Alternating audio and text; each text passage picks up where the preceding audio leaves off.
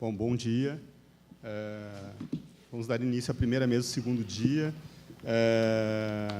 A primeira fala vai se chamar Uma perspectiva de outra ordem que é visual, a literatura como antropologia especulativa, do Alexandre Nodari. O Alexandre Nodari é professor de teoria literária e literatura brasileira da Universidade Federal do Paraná. O seu doutorado versou sobre o conceito de censura e o seu mestrado sobre antropofagia oswaldiana, a respeito da qual tem vários trabalhos publicados. É cofundador do Espécies, núcleo de antropologia especulativa na UFPR, e atualmente pesquisa ontologias literárias e a relação entre o ficcional e o virtual.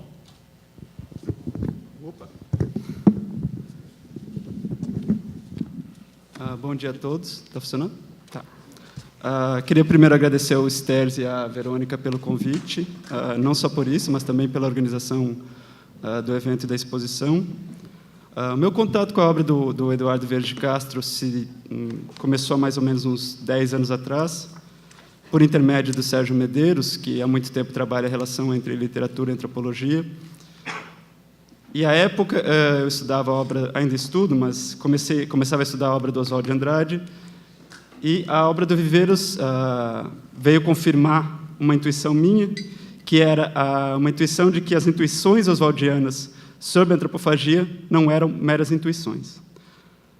Mais recentemente, eu tenho, junto com o pessoal do Núcleo Espécies, a Flávia Cera, o Marco Antônio Valentim, a Juliana Fausto, tentado desenvolver uma noção do Juan José Saer, que é a noção de antropologia especulativa. Na verdade, eu modifiquei o título, eu não modifiquei o título da minha fala, na verdade, eu abandonei o título dado, então, por enquanto, estou sem título, ou só o subtítulo, a literatura como antropologia especulativa. Meu texto tem uma epígrafe, que é da Clarice, que é um pequeno fragmento dela chamado Experiência Maior. Eu antes tinha querido ser os outros para conhecer o que não era eu. Entendi, então, que eu já tinha sido os outros e isso era fácil. Minha experiência maior seria ser o outro dos outros. E o outro dos outros era eu.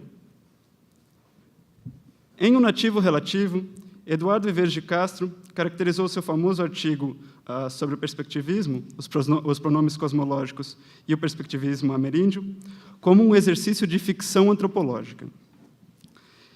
Essa ficção consistia, diz ele, em tomar as ideias indígenas como conceitos e em extrair dessa decisão suas consequências.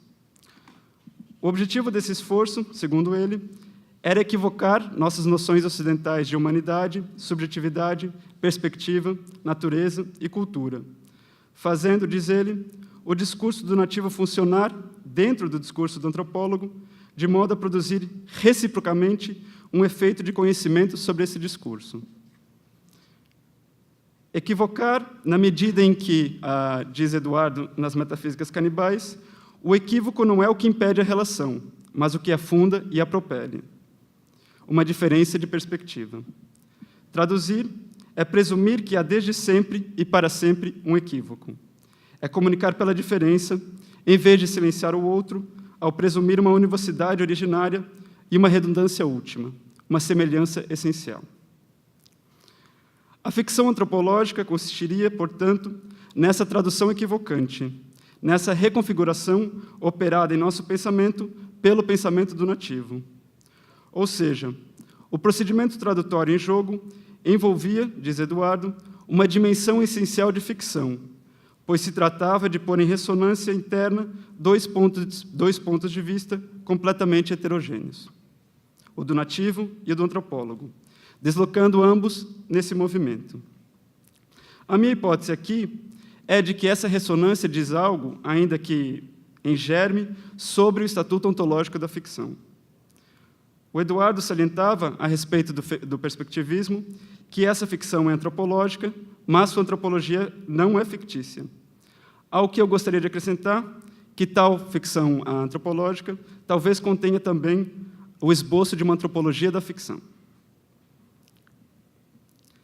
Na introdução à obra de Marcel Mauss, Lévi-Strauss sublinhava a situação peculiar ou particular das ciências sociais.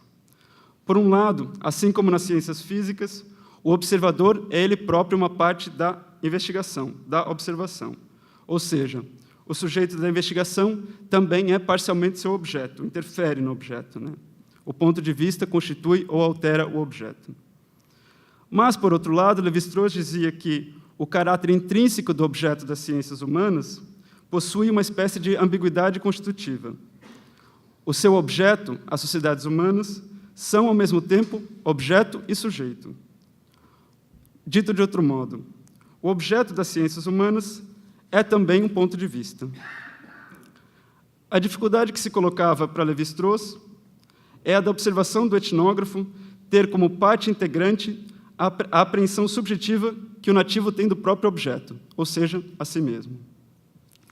Ou seja, a observação demandava que o etnógrafo fizesse essa apreensão como se a vivesse tal como o nativo a vive. Para dar conta de um objeto que é um sujeito, seria preciso para Lévi-Strauss que o sujeito da investigação se transformasse ele próprio nesse objeto, que ele se objetivasse como um outro sujeito. Transformasse e objetivasse aqui entre aspas, porque, na verdade, se tratava de manter uma posição ao mesmo tempo de sujeito e de objeto, e um objeto de tipo peculiar, que também é um sujeito.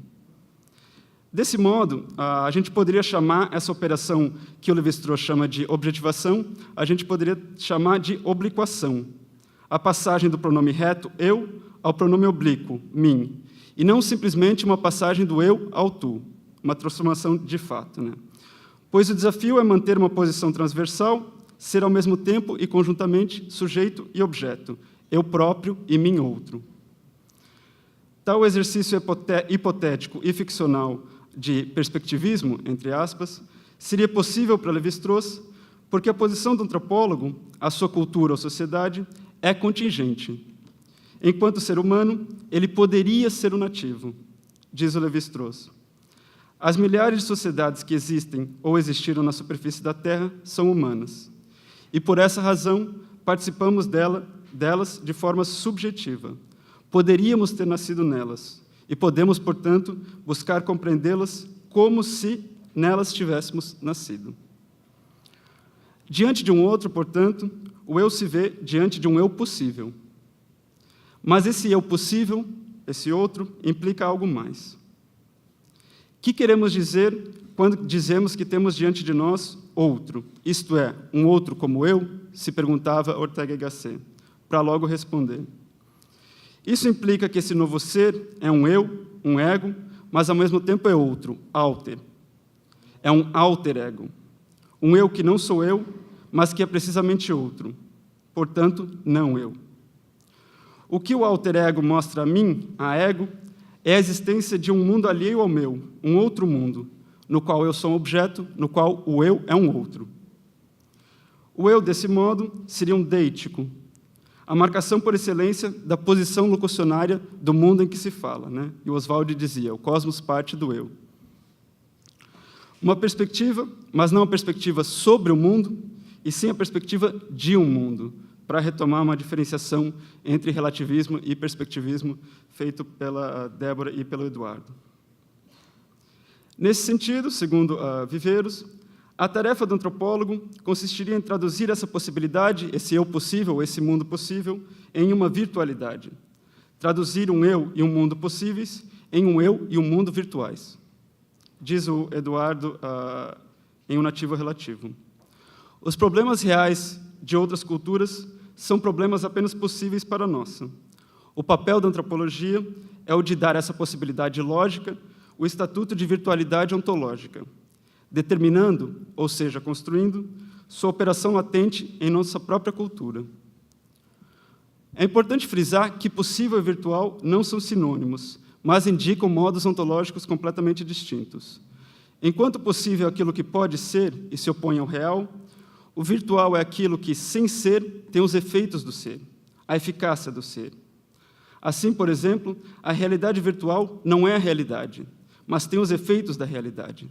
É como se fosse a realidade para todos os efeitos. Desse modo, seguindo o raciocínio do Eduardo, se o nativo é um eu possível do antropólogo, este não atualiza tal possibilidade, não transforma-se completamente em nativo.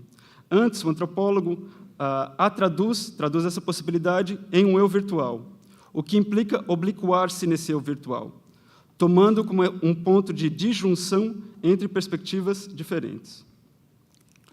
Isto é, sem se tornar nativo, o antropólogo verifica os efeitos dessa transformação, ou seja, como se tivesse se tornado nativo. Nas passagens citadas e glosadas de Lévi-Strauss, eu tentei ressaltar os vários como se de sua argumentação, né? A ideia é tentar apontar para certa afinidade entre a literatura e a antropologia, que eu vou tentar desenvolver aqui, a partir de um belíssimo texto do Juan José Saer, que se chama O Conceito de Ficção. Nesse texto, Saer situa a ficção na mesma encruzilhada entre objetividade e subjetividade em que Lévi-Strauss situava a antropologia. A ficção, segundo Saer, não se limita a uma reivindicação do falso. Tampouco, obviamente, está constrangida pelo critério da veracidade. Na ficção, diz o Saer, está presente um entrecruzamento crítico entre verdade e falsidade, uma tensão íntima e decisiva, uma equivocidade, poderíamos dizer. Diz ainda o Saer, o fim da ficção não é se estender nesse conflito, e sim fazer dele sua matéria, modelando-a à sua maneira. Não se escreve ficções, continua ele, para se esquivar dos rigores que o tratamento da verdade exige, mas justamente para pôr em evidência o caráter complexo da situação. Caráter complexo de que o tratamento limitado ao verificável implica uma redução abusiva e um empobrecimento. Ao dar o salto em direção ao inverificável, a ficção multiplica ao infinito as possibilidades de tratamento.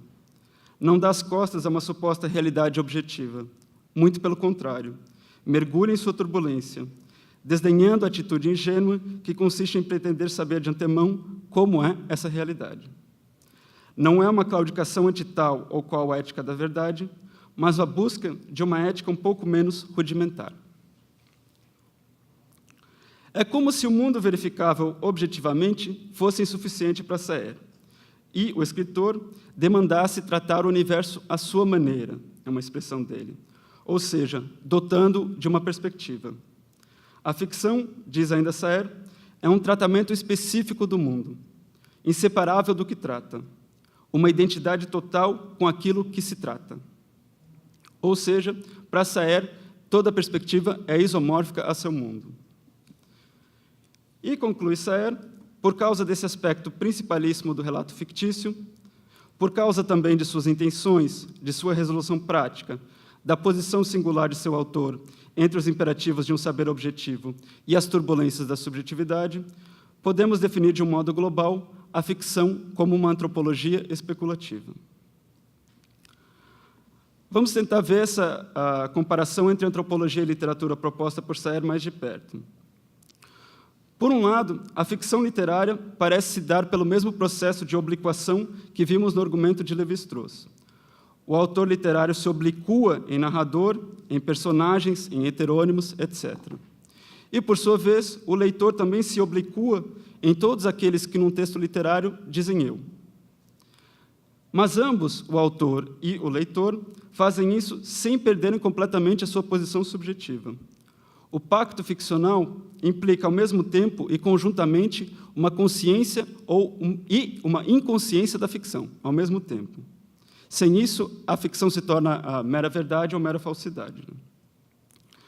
Além disso, está em jogo na ficção, como argumenta o Milan Kundera, a exploração de possibilidades do eu por meio de egos imaginários, ou seja, de alter egos. O romance, diz o Kundera, não examina a realidade, mas sim a existência. A existência não é o que aconteceu. A existência é o campo das possibilidades humanas. Tudo aquilo que o homem pode se tornar. Tudo aquilo de que ele é capaz. Os romancistas, continua o Kundera, desenham um mapa da existência, descobrindo esta ou aquela possibilidade humana. Por outro lado, a literatura se diferencia radicalmente da antropologia na medida em que na literatura, o eu possível que está em jogo é um eu que é sempre inatual, que é sempre irreal, né? A irrealidade característica da ficção, afirma Ortega y Gasset, não existe em nenhum mundo. habita o outro mundo, o verdadeiramente outro, o ultramundo. Todavia, isso não quer dizer que a ficção literária, a literatura, não nos afete. Diz o Kundera, o personagem não é uma simulação de um ser vivo, é um ser imaginário, um ego experimental. Dom Quixote é quase impensável como ser vivo. No entanto, em nossa memória, que personagem é mais vivo que ele? Um ser que não é vivo, mas que, paradoxalmente, é mais vivo do que um ser vivo. Uma vida virtual, poderíamos dizer. Essa virtualização na literatura se daria, segundo Elizabeth Costello, por meio da imaginação simpática, ou simpatética, que consiste em criar uma relação entre existência e inexistência. Pensar meu modo de adentrar a existência de um ser que nunca existiu, diz Elizabeth Costello, uma personagem do Coetzee. Adentrar a existência de um ego experimental, de um eu virtual, derivando os efeitos dessa experiência. E se isso é possível, se é possível adentrar a existência de um ser que nunca existiu, então, conclui a Costello, a personagem do Coetzee, também é possível pensar meu modo de adentrar a existência de um morcego, ou um chimpanzé, ou uma ostra. Ou seja, de qualquer coisa, de qualquer ser que participe comigo do substrato da vida. A literatura, portanto, também é, como Lévi-Strauss definirá a etnografia, uma forma experimental e concreta do processo ilimitado de objetivação do sujeito. Todavia, na formulação de Costello, a ilimitação desse processo se revela em sua inteireza, indo para além das fronteiras do humano. Pois, na descrição citada do Lévi-Strauss, a obliquação era possível porque participamos de forma subjetiva de todas as sociedades na Terra, na medida em que elas são humanas. Já na perspectiva de Costello, é a possibilidade dada pela ficção de podermos participar de forma subjetiva de seres inexistentes que permite obliquarmos-nos em outros sujeitos humanos e não humanos. É nesse sentido que a ficção constitui uma antropologia especulativa. Por meio da obliquação, ela nos faz especular sobre a imagem da espécie, sobre o que é humano, sobre o que é um ponto de vista, sobre o que é um sujeito, sobre o que é um mundo. Mas não era justamente isso, ou algo semelhante, que Viveiros caracterizava como a ficção antropológica do perspectivismo ameríndio, na medida em que ela traduz a antropologia nativa, o conceito nativo do que é humano, do que é um sujeito, do que é natureza, de quem pode ocupar um ponto de vista? Não seria, assim, a antropologia proposta pelo Eduardo uma antropologia especulativa? Ou seja, será que toda antropologia desse tipo não implicaria uma ressonância ou ecoamento diferente, no sentido de diferir, que faz deslocar o nosso próprio ponto de vista, nosso próprio eu? Não seria esse o grande efeito da tradução do eu possível em um eu virtual? Parece-me que é algo nesse sentido que o Patrice Maniglier afirma a partir de Lévi-Strauss.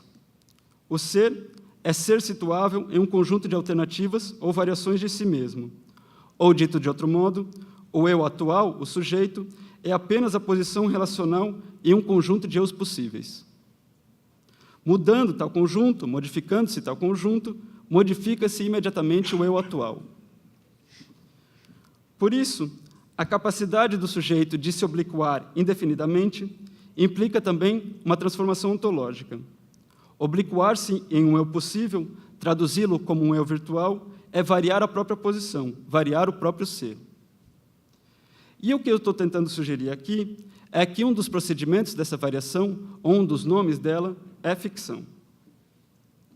Nesse sentido, talvez no limite, ou como tendência, toda antropologia talvez seja especulativa, mas não menos real por isso, pois depende do ser se situar como se fosse outro, o sujeito como se fosse objeto, o possível como se fosse real, o inexistente como se fosse existente. Esse como se permite criar uma terceira posição que é puramente virtual e que consiste justamente na equivocação recíproca produzida pela ressonância dos dois termos, ou talvez a dissonância. Nós tendemos a encarar o como se e mesmo o como da metáfora enquanto uma via de mão única, né? o estabelecimento de uma identificação entre os termos que visa criar uma identidade, né? Mas, se a obliquação possibilitada pelo como se, pela ficção, possui um estatuto ontológico, então ela designa uma via de mão dupla, uma passagem recíproca, uma ponte entre mundos em que tanto a identidade quanto a diferença se afirmam ao mesmo tempo. Ou seja, a obliquação permite dar vida ao princípio da contradição. Ao princípio da contradição, o terceiro incluído, o eu como outro. O essencial nessa ideia do eu como outro é a modificação dos dois polos, a ponte entre eles em que ambos se dão ao mesmo tempo entrando em relação, em que mundos se chocam e se comparam. Sujeito e objeto, atual e possível, existente e inexistente, estão constantemente se redefinindo nessa relação, nesses encontros. Portanto, o contato com outro mundo pela antropologia especulativa cria uma terceira margem virtual entre dois mundos, que tem efeitos sobre ambos, fazendo esses mundos colidirem, se encontrarem, fazendo o antropólogo especulativo, o escritor, variar a si mesmo, isto é, mudar de perspectiva, mudar a perspectiva. Por fim, eu queria abordar uma questão que eu deixei em aberto, que é a de saber o que torna possível esse procedimento de obliquação, que torna possível a ficção. Se, segundo o desenvolvimento do raciocínio de Costello, não é uma condição existencial comum, uma consistência ontológica comum à humanidade, ou seja, se não é a identidade entre eu e outro, se não é a presença do eu no outro que a possibilita, então, a meu ver, a única resposta possível é que essa condição de possibilidade só pode ser a presença do outro no eu, ou seja, a não coincidência do sujeito consigo mesmo, a sua diferença interna ou interior, uma diferença interna ou interior constitutiva. Em nossa cultura ocidental, bem entendido, tal diferença se expressa por meio de vários dualismos: corpo e alma, animalidade e humanidade, consciente e inconsciente, o ser e suas partes, etc. Tais dualismos, porém, geralmente são concebidos de forma fixa, substancialista, tomando-se os termos e a sua relação como fixos, ou seja, não reversíveis. Desse modo, eles geralmente são concebidos não como uma multivocidade, mas como tendentes a uma univocidade, a uma domesticação de um termo por outro. Um exemplo disso é o cogito cartesiano, em que a dúvida, a reflexão, a tomada de distância do sujeito em relação a si mesmo, é o que leva à segurança existencial subjetiva, né? Duvido, logo penso, logo sou. Todavia, o que torna possível a reflexão possibilita também uma refração, ou seja, uma possibilidade contrária de autoestranhamento. Afinal, nós nunca sabemos o que o espelho irá refletir. Clarice Lispector apresentou tal possibilidade reversa de autoestranhamento por meio de uma experiência cotidiana que todos conhecemos. Diz ela: quando eu não sei onde guardei um papel importante e a procura se revela inútil, me pergunto, se eu fosse eu e tivesse um papel importante para guardar, que lugar escolheria? Às vezes dá certo, ela diz. Porém, tal experiência, que na verdade visa a ipseidade, que visa a uma unidade por meio da duplicação, pode resultar no seu contrário. Ou seja, a autoencenação, por meio da diferença interna entre eu e mim, pode produzir diferença, pode resultar num outrar-se, ou seja, numa equivocidade. Continua Clarice. Mas muitas vezes fico tão pressionado pela frase "se eu fosse eu", que a procura do papel se torna secundária, e começo a pensar, diria melhor, sentir. E não me sinto bem. Experimente. Se você fosse você, como seria e o que faria? Logo de início, se sente um constrangimento. A mentira em que nos acomodamos acabou de ser movida do lugar onde se acomodara. No entanto, já li biografias de pessoas que, de repente, passavam a ser elas mesmas e mudavam completamente de vida. Acho que, se eu fosse realmente eu, os amigos não me cumprimentariam na rua, porque até minha fisionomia teria mudado. Como? Não sei. Metade das coisas que eu faria se eu fosse eu, não posso contar. Eu cortei a parte em que ela disse que ela seria presa se ela fosse, mas enfim. Se eu fosse eu, parece representar o nosso maior perigo de viver. Parece a entrada nova no desconhecido. No entanto, tenho a intuição de que, passadas as primeiras chamadas loucuras da festa, que seria, teríamos, enfim, a experiência do mundo. Bem sei, experimentaríamos, enfim, em pleno, a dor do mundo. E a nossa dor, aquela que aprendemos a não sentir. Mas também seríamos, por vezes, tomados de um êxtase, de um sair de si, de alegria pura e legítima que mal posso adivinhar. Não, acho que já estou, de algum modo, adivinhando, porque me senti sorrindo e também senti uma espécie de pudor que se tem diante do que é grande demais. Se é possível que façamos esse exercício do se eu fosse eu, se é possível se virtualizar, se é possível se autoencenar, é porque não há uma unidade ou univocidade necessária do sujeito. No relato de Clarice, a busca de si mesmo, que é isso que está em jogo, por meio da encenação, da especulação, do e se converte em uma alteração ou variação de si. A entrada no desconhecido, a gênese de um eu virtual por meio de uma ficção, que se revela paradoxalmente como o realmente eu, a experiência do mundo. Aqui, no relato de Clarice, ser a si mesmo implica diferir de si. A identidade aparece como uma performatização das diferenças ou um autoteatro, como diria o Eliot Sica. Ou seja, o outrar-se revela aquilo que o Eduardo chamou de identidade ao contrário. É por isso que, se a literatura busca, segundo Kundera, responder à pergunta o que é o eu, ou seja, responder ao enigma do eu, ela só pode fazê-lo de modo oblíquo, transversal, por meio da existência vista através de personagens imaginários. O contato com o mundo e com o próprio eu implica um êxtase, implica um sair de si, como única forma plena de ser a si mesmo, sem obliterar a si e ao mundo, sem converter a alteridade em identidade, sem reduzir o outro à identidade. É por isso que Clarice dizia, em A Paixão segundo GH, que criar não é imaginação, é correr o grande risco de se ter a realidade. Nem real, nem irreal, a ficção é irreal, ao mesmo tempo dentro e fora da realidade. A realidade virtual, a internet, onde não cansamos de fazer essa experiência do se eu fosse eu, porque é isso que a gente faz na internet, alterando-nos em nossos avatares, é possível por causa dessa estrutura ontológica ou subjetiva que é a ficção. Embora não cansemos também de tentar reduzir tal diferimento na realidade virtual à identidade do sujeito. A ficção talvez seja o que torna experienciável e tradutível, por meio da virtualização, a variação de si, o outrar-se, que talvez seja a condição ontológica primeira de toda subjetividade. Os antropólogos especulativos, como a Clarice ou como o Eduardo, são aqueles que traduzem essa experiência maior. Não a de ser a si mesmo, um eu atual, nem a de ser um outro, um eu possível, mas a de ser o outro dos outros, um eu virtual. Se o outro dos outros sou eu, esse eu, após a experiência maior de outrar-se, já é outro. Essa talvez seja a lição daquele livro imaginário, composto pelas entrelinhas dos livros reais do Eduardo, um livro imaginário que ele intitulou belíssimamente de O Antinarciso. Obrigado.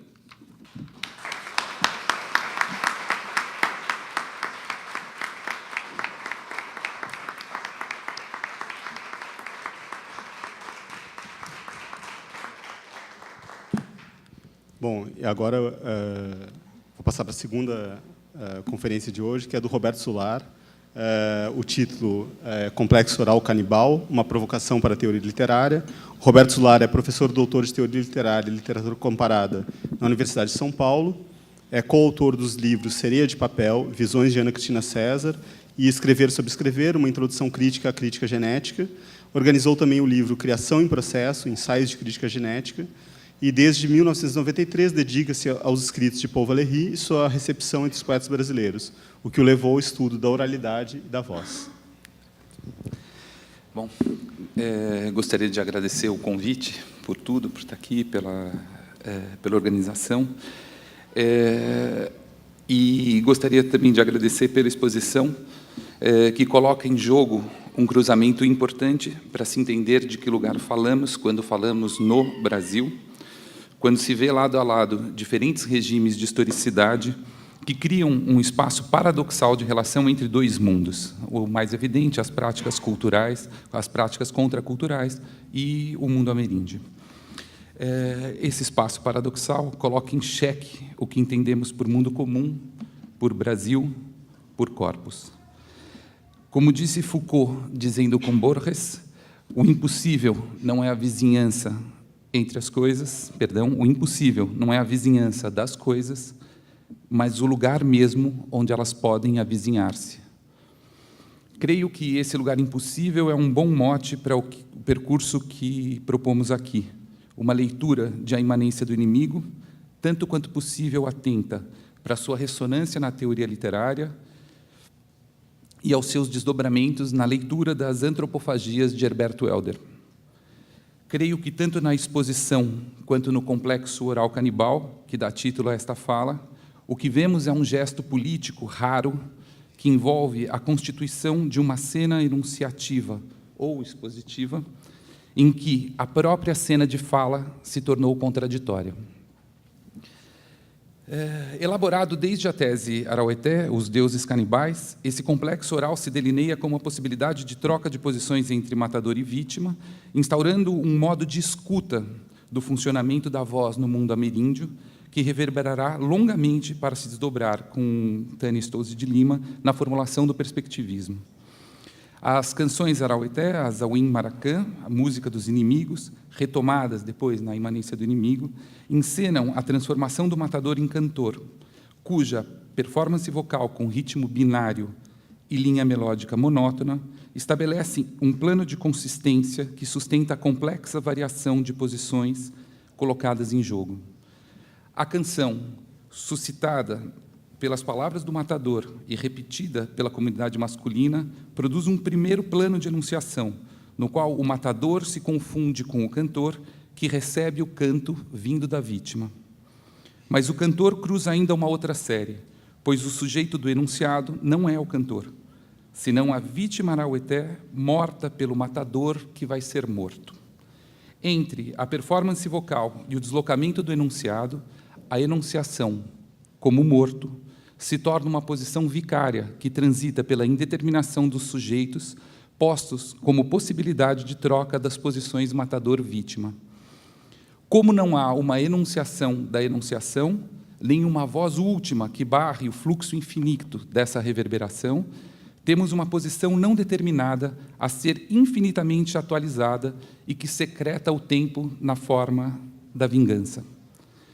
Nesse fluxo de reenvios que sempre escapa entre a enunciação e o enunciado, produz-se uma deriva enunciativa que se prolonga na metafísica Araueté até os Mai, os deuses, eles também canibais.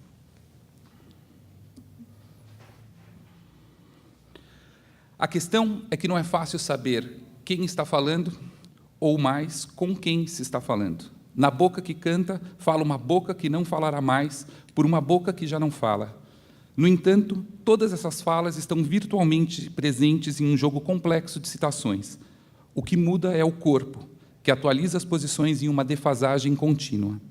Essa ecolalia ecológica, como propõe o Alexandre em eco a Marília Librandi, né?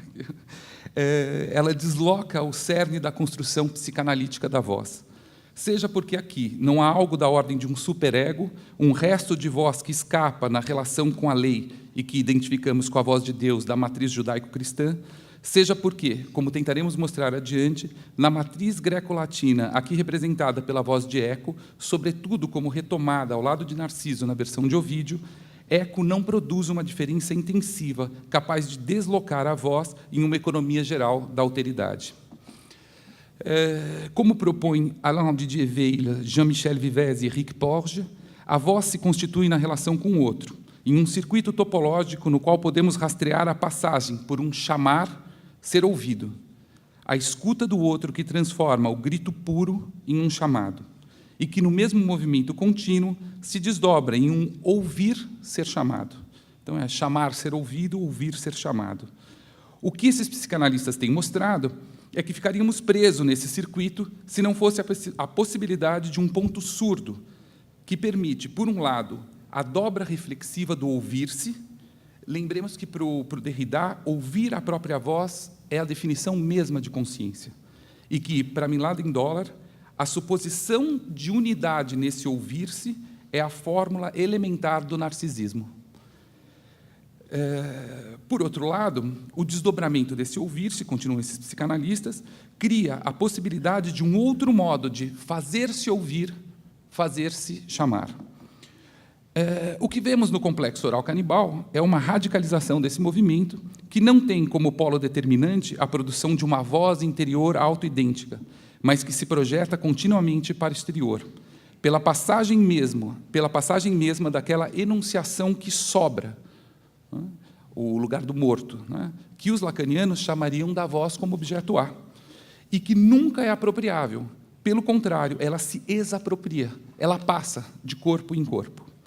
A voz canibal, cito, né, o Eduardo, como eu já citei várias vezes aqui, né, isso vai um pouco se miscuindo no texto, a voz canibal é um devir-voz, um devir outro do eu. Né? Eu estou traduzindo um pouco isso por um devir-voz, uma enunciação transformacional, cujo ponto surdo, ou melhor diríamos, ponto de torção, é o atravessamento do outro, do morto, da multiplicidade de posições dos corpos. A vociferação no limite entre o grito, a posição de inimigo e a expropriação do nome, contudo, é apenas uma das séries em jogo. Como me fez ver André Goldfeder, em seu estudo sobre as cenografias da voz e as materialidades cruzadas entre as artes plásticas e a poesia, no interior mesmo dos textos de Viveiros de Castro, a questão das posições enunciativas e dos pronomes está recíproca e ambiguamente implicada na questão do ponto de vista. O circuito falar-ouvir reverbera o circuito do olhar, ver, ser visto, fazer-se ver, fazer-se ser visto, em que apreender-se como sujeito equivale a ver a si mesmo pelos olhos do outro. Estranho espelho, que menos do que refletir, cria um campo de ressonância, uma, cito, unidade bifronte do matador e de sua vítima, que se espelham e reverberam ao infinito. Ativa-se, assim, uma teoria singular, enquanto teoria, enquanto especificidade do mundo ameríndio, do modo de comunicação entre heterogêneos, as posições enunciativas e os pontos de vista postos em perspectiva. Talvez não fosse necessário dizer o quanto a teoria literária tradicional do ponto de vista ou foco narrativo e do eu lírico poderia se beneficiar desse complexo de reenvios da oralidade canibal, no mínimo para percebermos que ela torna a posição enunciativa e o ponto de vista não um todo homogêneo, né, que essa teoria tradicional ela torna, né, a posição enunciativa e o ponto de vista em um todo homogêneo, idêntico a si mesmo e pré-constituído, que determina a priori uma unidade isomórfica entre as séries. Na hesitação prolongada que constitui o ritual antropofágico, como descrito por Viveiros de Castro, o que vemos é o contrário, a radicalização da heterogeneidade, cujo contexto relacional põe-se na passagem intensa pela zona sombria do contínuo, da indiscernibilidade e da irreversibilidade.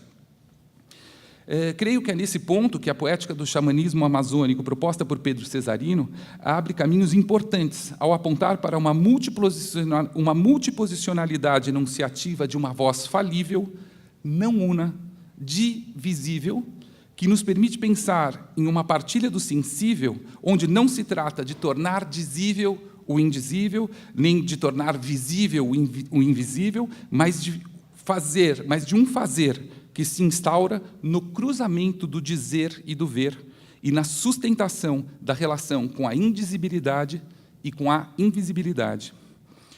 Como mostra Adriana Cavaleiro num bonito livro chamado Vozes, traduzido no Brasil como Vozes Plurais, também o binômio aristotélico foné-logos é, no fundo, uma hierarquização do olhar. É uma hierarquização do olhar como polo organizador do sentido, uma submissão da voz à palavra, enfim, como ela chama, uma desvocalização operada pelo logos. Creio que o gesto de Viveiros de Castro, ao retomar a potência do complexo oral canibal, busca, na lata de lixo da história ocidental, essa foné, rebaixada junto com os animais, e repropõe a articulação do corpo como lugar paradoxal do ponto de vista, sem que uma totalização ou hierarquização seja possível ou mesmo desejável. Entramos aqui em um espaço de equivocidade e de sobredeterminação em que não se trata de superar a voz pelo logos, né? Superar a foné pela foné semantique, ou mesmo reduzir a voz à fonologia, ou ainda o signo como uma posição em um sistema de oposições. Como propõe Patrice Maniglier, atento à constituição heterogênea do signo, ele pode ser pensado como um funcionamento, no qual, uma longa citação, extrai-se de início do contínuo da experiência certas variações fônicas, do fato de sua associação com variações de uma outra natureza, por exemplo, visuais. Essas variações só se tornam discriminantes, isto é, só se constituem como traços distintivos na medida em que elas são correlacionadas umas às outras. Isso significa que você não tem de pronto no seu cérebro uma maquinaria toda montada de traços distintivos, mas que ela se escava em você em função do meio cuja consistência se define como correlações regulares de variações heterogêneas. Esses pacotes de traços distintivos correlacionados, Saussure denomina termos. Esses termos, ele acrescenta, são redeterminados, e é então que eles se transformam em valores. Não é? Toda uma teoria do signo que precisa ser repensada a partir de um outro mundo que não seja o da foné e logos, não é? E que pressupõe isso que a gente pode chamar da multiplicidade ontológica do signo. É a possibilidade do próprio signo de ser a si mesmo e ser outro, o que faz com que o valor do signo seja variável e os contextos relacionais de produção de sentido. Isto é, a possibilidade do signo se sobredeterminar indefinidamente em dissonância consigo mesmo, acho que é um pouco... eu estou ecoando aqui o Alexandre, mas essa possibilidade ela não é um blá-blá-blá metafísico. Ela diz respeito ao próprio modo como habitamos a linguagem e que mundo emerge dessa relação com a linguagem. Som e sentido, posição enunciativa e ponto de vista, ser e não ser, força e forma, bororo e arara, to be and not be. To be and not be, there is the question. Ou melhor, o limite tenso dessas sínteses disjuntivas é que passa a ser a questão. Nesse jogo de campos heterogêneos do complexo oral, que passa pela voz e pelo olhar e suas zonas de indizibilidade e invisibilidade, precisamos dar ainda um passo para chegarmos, enfim, à dimensão canibal, a boca. Borda de um processo de bricolagem no qual transformamos os aparelhos respiratórios e digestivos num aparelho fonador. Como as duas almas guaranis, além da boca oros, da produção da oralidade como sopro, alma, pneuma, ligada à respiração, há a buca, da bucalidade, espaço complexo e enigmático em torno de um oco feito de língua, dentes, lábios, cavidades, reentrâncias ligadas à digestão. Essa buca é a boca como maloca da fala, como poderíamos ecoar as cosmococas, digo, as cosmomalocas da metafísica Marubo. Ao longo de A Imanência do Inimigo, a cenografia enunciativa das canções remete constantemente a um plano de articulação bucal, como determinante desse processo transformacional que passa o que é dito pela boca de um outro, em que o cantador diz, cito, sua própria singularidade pela boca da vítima, como se o canto e as palavras fluíssem entre a vociferação e a voragem, em uma comunidade de bocas vazias. É isso que se performa de modo quase literal no ritual antropofágico tupi, a passagem da boca que come ao preenchimento da boca oca pelo fluxo das energias do dizer, das palavras, dos nomes, das canções do inimigo. O que se atualiza aqui é aquela zona de indiscernibilidade entre o comer e o falar, corpo e linguagem, zona confusa entre a digestão e a respiração, vogais e consoantes. Nossa futura música, colocada em devir pelo atravessamento do matador, que se transforma, ele também, em uma espécie de ponto neutro. Não é como tem um ponto surdo, ponto cego, a brincadeira aqui é como uma espécie de ponto neutro, lugar da própria transformação do oco da boca na boca que fala. E, por isso, cito de novo o Vieira de Castro, o matador era o único a não comer a carne do inimigo. Como propõe Nancy, o ego é a boca que se abre para dizer ego. Eu é a boca que se abre para dizer eu. Trata-se de uma fratura, um orifício, uma abertura radical, um rasgo no humanismo, como propõe Sarah Geyer em seu belíssimo Bucality, e que ressignifica todo o campo conceitual da relação com os orifícios, as bordas, a pele, as superfícies de contato entre o corpo e o mundo, eclipsando a hierarquia da face. A boca fura o rosto e transforma o próprio olho em uma boca que come o que vê, um olho que se vê como uma boca. Uma ética do bem comer, do comer bem, do comer o bem, diria Derrida. E aqui chegamos a mais uma dobra. O cruzamento dos circuitos da fala e do olhar se acopla pela boca ao circuito do comer ser comido, que tem no ritual antropofágico a linha de fuga dos modos de fazer-se comer, fazer-se ser comido. Mas aqui a singularidade ameríndia se impõe. Esse movimento se dá em uma economia geral da predação, em que comer se torna um ato pregnante das formas de socialidade. Quem come o quê, quem come com quem dá de comer a quem, que regula as relações de parentesco, de caça e da guerra. A evidente continuidade técnica como simbólica entre a caça e a guerra. E podemos ir ainda um pouco mais e vislumbrar que morrer é ser comido, assim como os deuses são canibais. Algo como o perspectivismo ameríndio, estrito senso, só funciona tendo como pressuposto ontológico a estrutura da predação e as posições que ela cria nas formas de socialidade. Esse é um problema que eu acho que a gente precisa pensar, se há, né, esse pressuposto ontológico, que depois eu vou desenvolver um pouco. Dessa especificidade, talvez a maior dificuldade decorra de uma total ressignificação de categorias gramaticais, como o lindo oblíquo, né, o min e a oblicação, e que operam em formulações já famosas, como X é chamado por Y no contexto Z, ou X é visto como Y por Z, ou X é tomado como comida por Z. Se estivermos certos, o mais relevante está na transformação desse como em uma complexa maneira de. Por isso, um maneirismo corporal. O ponto de vista está no corpo, tanto quanto o ritual antropofágico se dá como uma ocupação do ponto de vista do outro.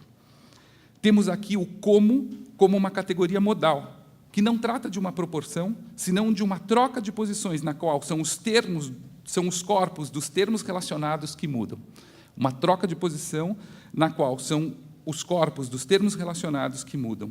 Não é o assim como da igualdade, da identidade, mas o como de uma diferença que mantém as forças e as formas das relações.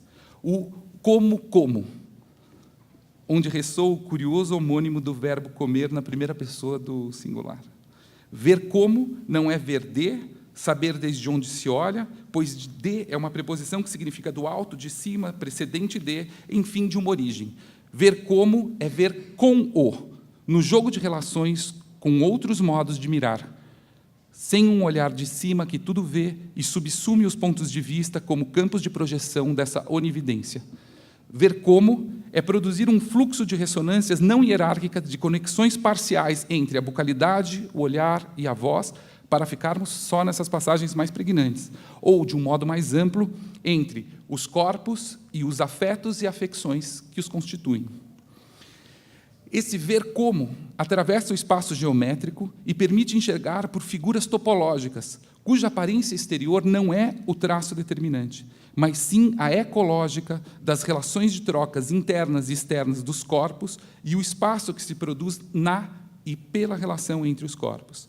Creio que a escrita de Vieira de Castro, e o Wisnik ontem tocou, né, o Vieira de Castro como escritor, né, talvez seja disso que eu esteja falando, para tentar entender um pouco essa escrita, né, me parece que ela se faz nesse jogo de variações que permite a passagem por um espaço métrico, como os ocidentais pensam, e a dobra por um espaço topológico. As inversões do tipo naturalismo multiculturalista, perspectivismo multinaturalista, não importam como pares opositivos, mas pela transversalidade, pela construção de um espaço de pensamento mais sutil, que torna as dobras possíveis. É o que propõe Fábio Roberto Lucas através do conceito de modulação.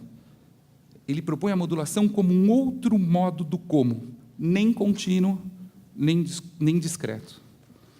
O mais interessante é ver como os índios permitem essa passagem por uma zona sutil de indiscernibilidade entre várias séries, e seu espírito de finesse, mais que de geometria, vai ainda além e transforma o ponto de viragem métrico-topológico em um ponto de voragem. Aqui, bom, eu não vou poder explorar todas as consequências, né, que essa questão do complexo oral, como ela se desdobra nas relações interespecíficas, o que talvez seja a maior potência do perspectivismo, né? O que eu tentei nessa breve apresentação foi adensar os contornos, entrar no difícil jogo de habitar mais de um limiar. Os limiares também são heterogêneos entre si.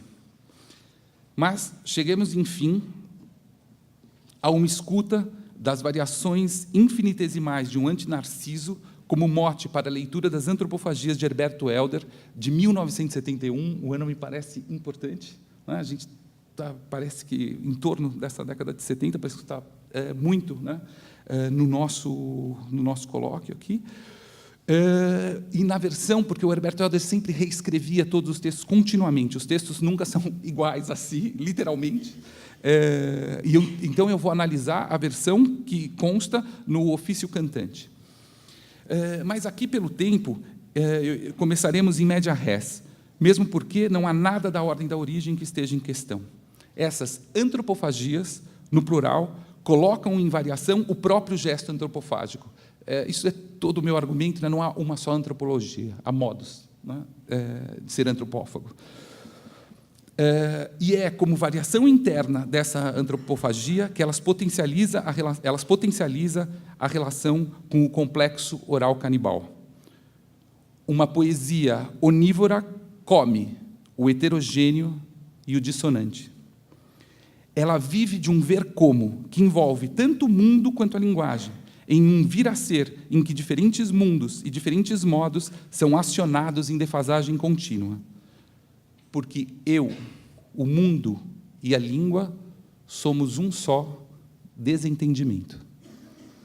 Esse dissenso pressuposto dos mundos em conflito, que instaura outro lugar da relação com a linguagem no mundo e com o mundo, cria o espaço do poema como uma caixa de ressonância, de reenvios infinitos e dissonantes, entre o falar-ouvir. Sempre em mim se avizinhou o excesso vocal da vocação silenciosa.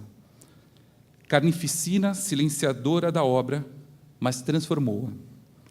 Da refração entre o ver e ser visto, é um modo demorado de ver, quando um rosto inquilino da luz já não se filma.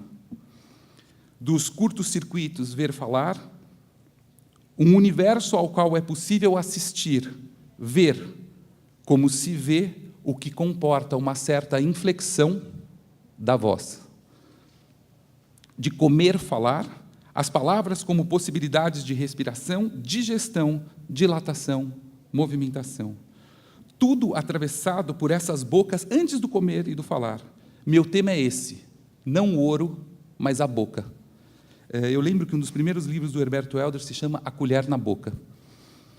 Se em meio a esses campos heterogêneos ainda resta um eu, como um rastro de rosto nos quadros de Bacon, é porque ele mesmo já é uma diferença interna entre esses reenvios, um eu múltiplo.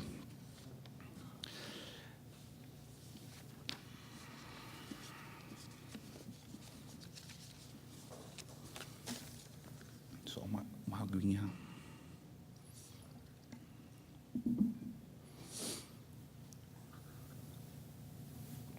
A passagem pelo complexo oral canibal torna habitável esse fluxo de reenvios, ponto de viragem e de voragem, eis o verso, que constitui o poema como um ponto de vista oscilante, ambíguo, uma zona suficientemente leve, fixa, uma como que interminabilidade.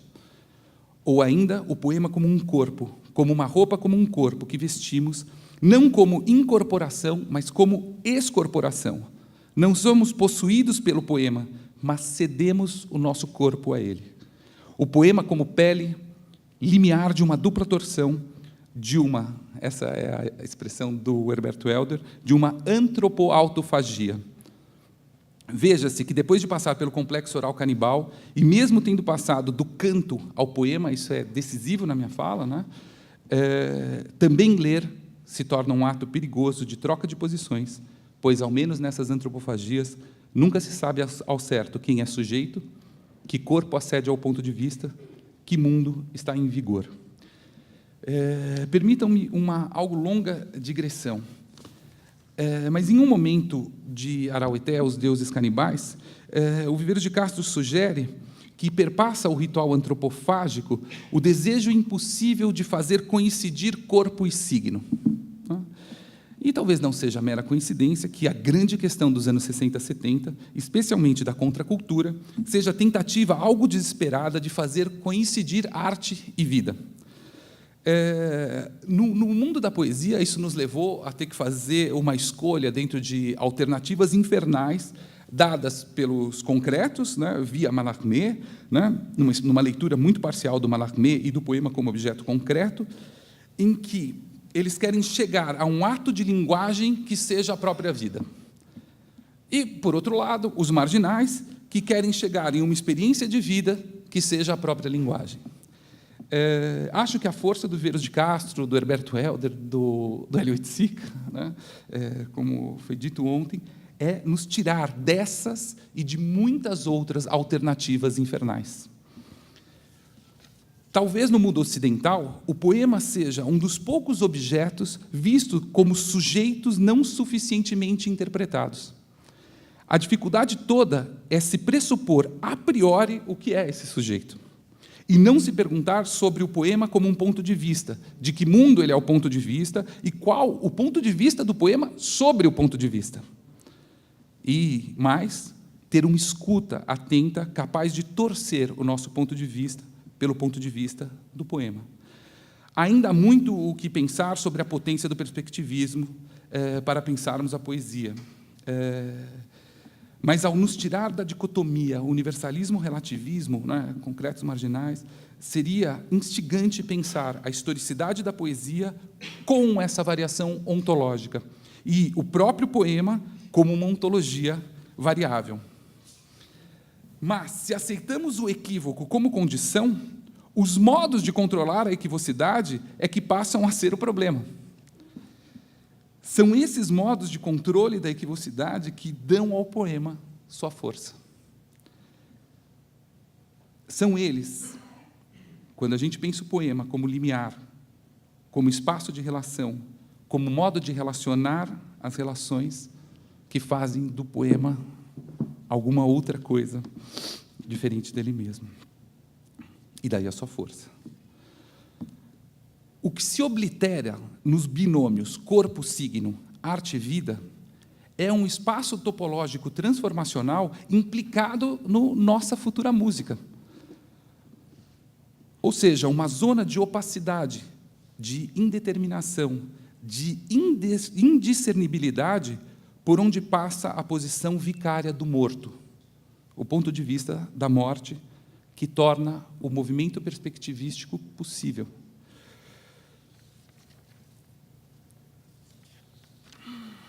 Como elaborei em outro texto, a força dessas indeterminações e dessas transformações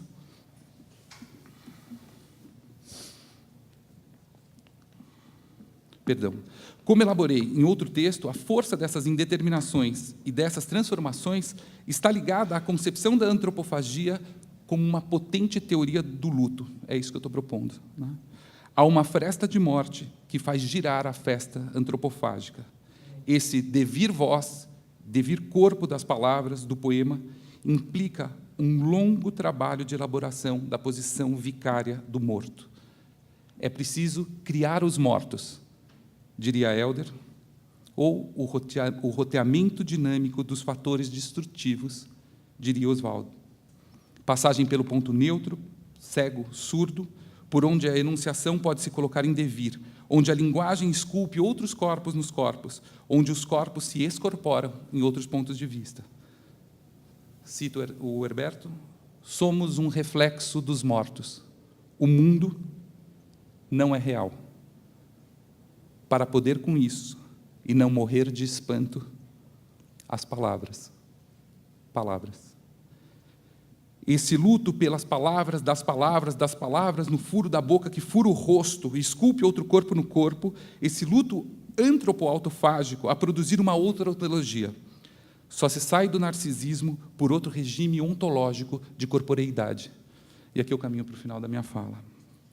Se em Ovídio, Narciso e Eco se repetem um ao outro nos circuitos fechados do olhar e da fala, se ele se transforma em flor e ela no som do eco, é porque as metamorfoses ovidianas são tributárias da metempsicose, onde a possibilidade de transformação dos corpos mantém a identidade da alma. Como explica Raimundo de Carvalho, autor de uma belíssima tradução das metamorfoses ovidianas, a maior dificuldade de traduzir essas passagens, essa passagem entre os corpos, está na voz, que se mantém como um ponto problemático entre a alma que permanece e o corpo que muda. No complexo oral canibal, se a alma é a mesma, a mudança dos corpos altera todo o mundo do qual eles se transformam em perspectiva. E o equívoco, literalmente equívocos, né? Igual voz, né?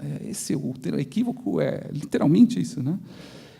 Ele fala por essa mesma voz que, sendo igual, é outra. Voz que fala por corpos diferentes de diferentes corpos. Onde as personagens de Ovídio definham e perdem a voz múltipla antropofágica transforma-se pelo luto em outro modo do nó corpo-linguagem. Como propõe Silvina Rodrigues Lopes, em um belíssimo livro sobre Herberto Helder, chamado A Inocência do Devir,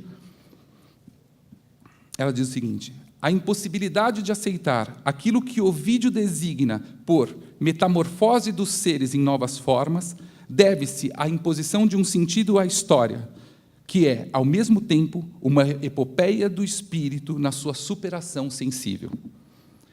Continua ela: esse é o caminho que o poema de Helder não toma. Para ele, não há mudanças pré-determinadas, mas sim variações, a exigência contínua de criação, o devir ou metamorfose que escapa a qualquer lógica unificadora. Fim de citação. Isto é, não se trata, que eu toco num ponto da metáfora, é muito parecido, isto é, não se trata de encontrar pela linguagem semelhança entre as coisas. Talvez seja isso o demônio da analogia, ficar tentando achar semelhança entre as coisas. Ou, como em Ovídio, na visão de Umberto Eco, de submeter as transformações a uma lei que, cito, são formas estruturalmente semelhantes que se transformam uma na outra. Na variação contínua dessas metamorfoses metafórico-metonímicas de Herberto Helder, a linguagem difere de si mesma, não encontra semelhança entre as coisas, mas relaciona contextos. Cria superfícies de contato entre mundos diferentes, outros modos de relacionar a linguagem e os corpos e a linguagem entre os corpos, os seus modos de diferir. Toda a maestria de Herberto Helder, ao antropofagiar reciprocamente esses mundos de uma tensão interna, só é possível pelo fato de fazer o poema divergir dele mesmo, como vimos a respeito do signo em Maniglier. No Helder, a enunciação escapa ao enunciado, que desloca o olhar, chamando por outras bocas que indeterminam a posição enunciativa em uma defasagem contínua, na qual, como uma síncope, em um movimento retroprospectivo, sustenta-se algo que veio antes e projeta-se uma abertura incessante. É a transformação e a transformação das regras de transformação. É isso que é a abertura, né? Longe dos pares Foné, Logos e Zoé Bios, e talvez mais próximo do mundo ameríndio, cria-se um sistema de habitação de algo que já não é mais o corpo, ainda não é a alma ou o sentido, e no meio, as palavras apodrecendo no corpo do poema como rastro de um devir voz. Portanto, não é a voz contra o logos, mas a voz contra a voz. Como a voz do inimigo, para Helder, a questão é: que voz me dão as vozes? A voz como uma potência de escuta, como lugar mesmo em que as outras vozes, humanas e não humanas, colidem, desviam, ressoam. A voz como lugar de partilha, não da proliferação de eu e de vozes, como distribuição extensiva e equivalente de particularidades, mas os modos de internalizar a diferença, sua relação com o coletivo que as atravessa, sua multiplicidade constitutiva, os mundos de que são o ponto de vista, enfim, suas formas de dissenso.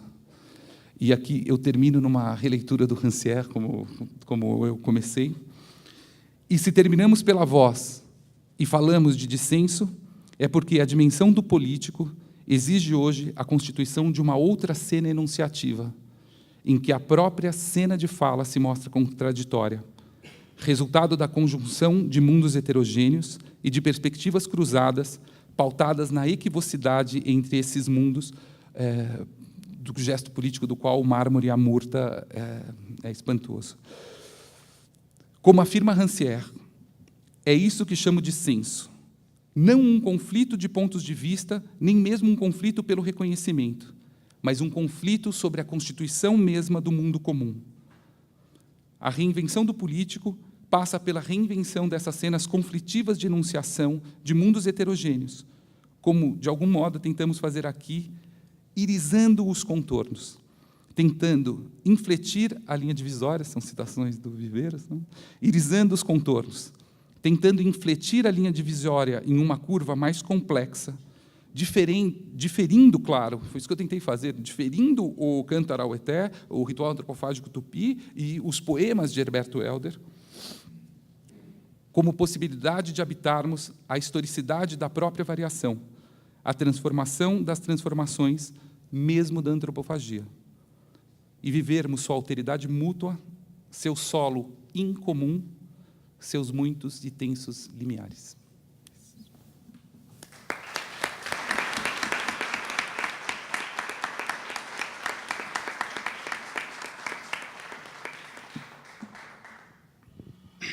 Bom, agora passamos à terceira fala, que é da Marília Librandi Rocha.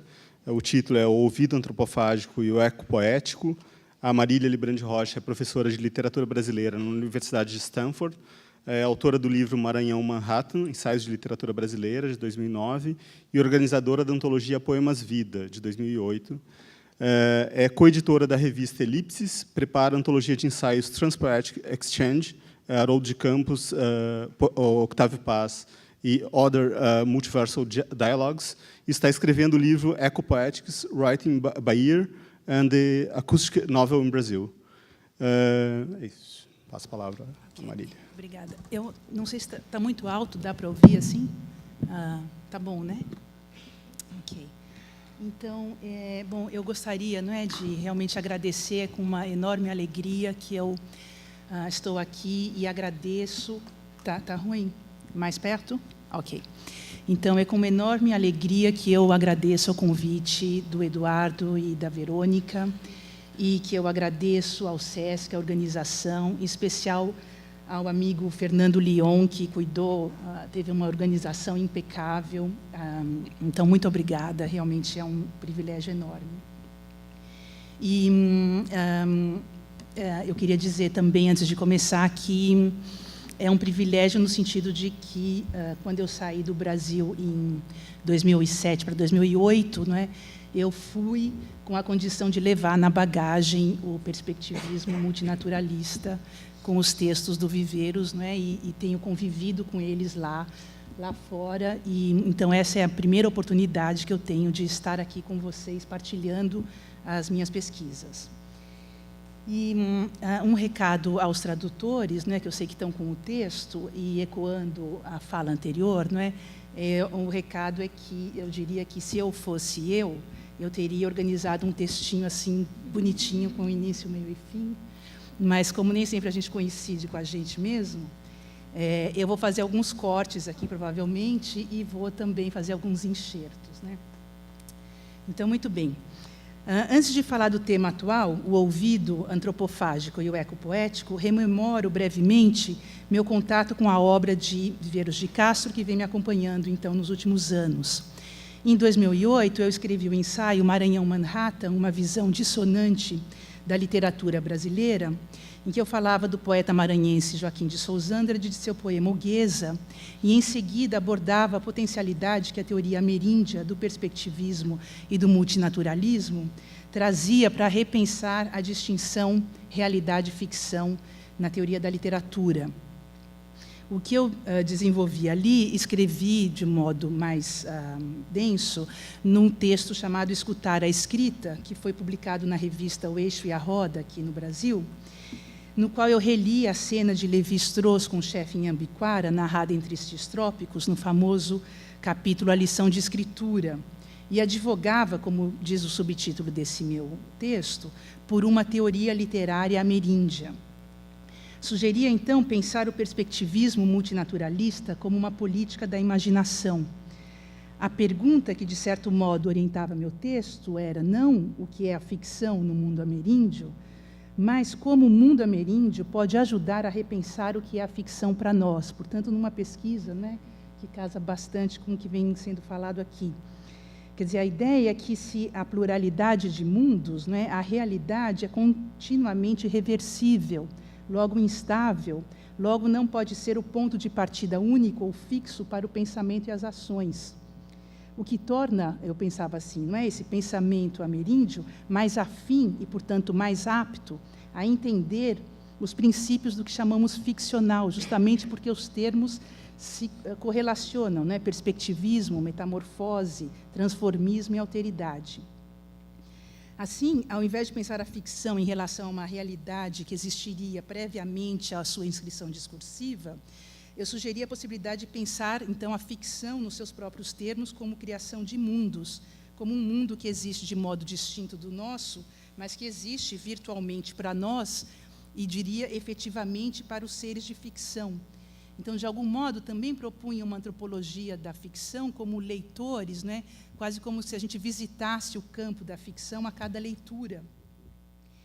E o corpo, né, pensava assim, como pensar essa questão do corpo no ser de ficção, né? A ideia de que o ser de ficção, esse corpo, para ser ativado, precisa do corpo dos leitores, né? E nessa intercomunicação, digamos, é que a visita se realiza.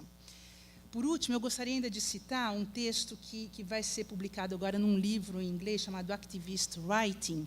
Aliás, eu agradeço a excelente tradução de Jamile Pinheiro Dias, que está aqui, não é, que vem me acompanhando também nesse debate de literatura e perspectivismo lá em Stanford, e que foi publicado aqui em português na Revista Brasileira de Literatura Contemporânea da UNB. E eu falo desse texto porque esse texto chama-se A Carta Guarani Kaiowá e o Direito a uma Literatura com Terra e das Gentes, né?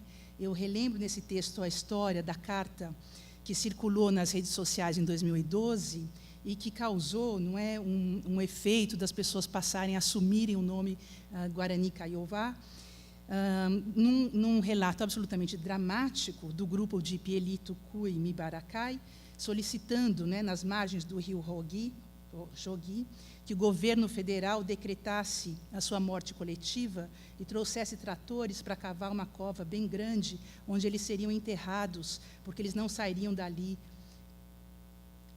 nem mortos, não é? Então, eu leio esse texto como um texto mais forte, eu diria, da contraconquista atualmente, e advogo a ideia de que esse texto deveria fazer parte, quer dizer, da literatura produzida no Brasil no século XXI, no sentido também que o Pedro Cesarino já levantou, quer dizer, a ideia de que um texto que possa ser lido, não é, e ensinado, inclusive, nas escolas, quer dizer, como modo de o direito à literatura correspondendo também ao direito territorial, né? Muito bem. Então, agora eu passo ao ponto do que eu quero apresentar a vocês, que é o meu trabalho atual no livro Escritas de Ouvido e Poéticas do Eco na Literatura Brasileira. O que eu vou expor, de certo modo, se relaciona com os três termos importantes no pensamento de Viveiros: o antinarciso, a noção de metamorfose e a noção de ecolalia, que permite pensar o perspectivismo pelo ouvido, né? Um ouvido, diria assim, um ouvido que olha e ouve, né? Que olha e ouve, tem uma expressão do Décio Pinhatari traduzindo Joyce, né? Quer dizer, não haveria uma oposição ouvido e visão, mas justamente essa correlação. No livro, me importa mostrar tanto a representação da escuta na prosa de ficção, como a reconceituação da literatura a partir da escuta, como uma prática auditiva, para além da dicotomia entre fala e escrita, né? Então, seria uma intervenção no paradigma entre escrita e oralidade, porque a escuta não é apenas sonora, a escuta também é silenciosa, né? Na leitura, o texto silencioso se transforma em uma voz interna, povoada das vozes dos textos. Então, a proposta é que há uma escuta escrita, né? Uma escrita que é escuta. E algumas perguntas que orientam essa pesquisa sobre a escrita de ouvido são: o que é um autor orientado pelo ouvido receptivo e não pela fala autoral? Qual a relação do livro, texto mudo, com as falas fora do livro? Qual a relação da literatura escrita no Brasil com a população, com o termo não letrado, que não é um bom termo, mas, enfim, com a população que está fora dos textos? De que modo a forte cultura oral... Melhorou? De que modo a forte cultura oral e aural no Brasil afeta a escrita literária de matriz europeia e sua forma, né? Então, eu vou falar do ouvido em Oswald, vou falar de Lispector e vou relembrar o mito de Eco, né? O que eu estou chamando escrita de ouvido pode ser relacionado com o que Derrida, no texto Timpanizar a Filosofia, se refere como discurso da orelha. A escrita de ouvido seria um discurso da orelha. No caso da prosa de ficção, a gente poderia falar de romances da orelha, né? O fato é que a orelha e o ouvido estão de tal modo presentes nos romances no Brasil que é possível mesmo falar em uma filosofia da audição na prosa de ficção, né? Por isso, esse retorno à filosofia de Derrida, que publica esse texto sobre o tímpano, num livro que se intitula Margens da Filosofia, indicando que as orelhas estão nas margens, não é?